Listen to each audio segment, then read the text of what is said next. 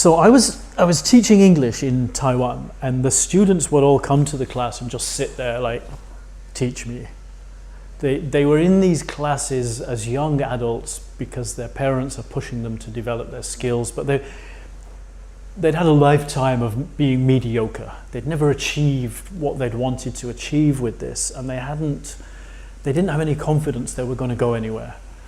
So they were in this class grudgingly, and it's my job to try and hammer some English into them to make them improve what they're doing. And it was hard work. It was killing me. And I was rushing to an evening class one day from an afternoon class in a high school. And I was late. Every week I was late for this class because I had to drive across town, get some dinner, and then I would be eating Chinese noodles, walking down the street, rushing into the classroom 10 minutes late, and be faced with these apathetic, unhappy young people. And one day I stopped myself right outside the door to the classroom, and I said, no, I'm not doing this. It's killing me. I hate it. I am going to have fun tonight. And it's the Phantom of the Opera routine where you put your mask onto your face and you come out like, okay, I am Mr. Happy and we're going to have fun today. And I played a role, and I adopted this role of the guy that's here to help you. And I went in and I changed the whole character of the class. And that night I was walking down the street after the class 3 hours later. I was singing to myself. I was so happy. I'd had a great time. And the students had really responded and tried harder. And one of the things that I'd done in that class that I'd learned from a friend, I asked them, what's new and interesting in your life? Just tell me something that you've done in your life that's worth talking about. Because if there's nothing worth talking about in your own language, there's no point learning English. So tell me about how you were late for work, or your boss is an arsehole, or some TV show that you've just discovered that is teaching you something new. Tell me something in your life, not about a movie, something that's interesting that you've done.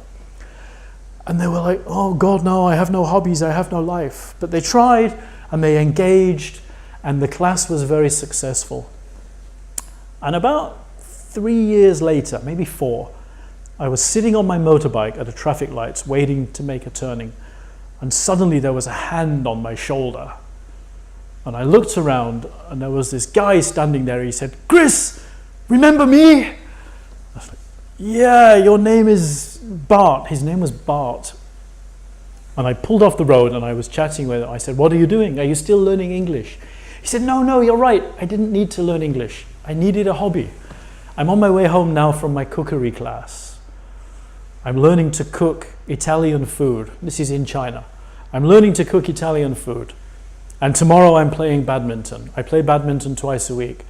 And at the weekend, I'm in a photography club. There's a group of us, we hire a model and we go around all the landmarks in the city and we take photographs of beautiful girls in cool environments. And I'm so happy. Thank you. And that is why I stayed teaching, because I've had so many conversations where I've made a positive change in somebody's life.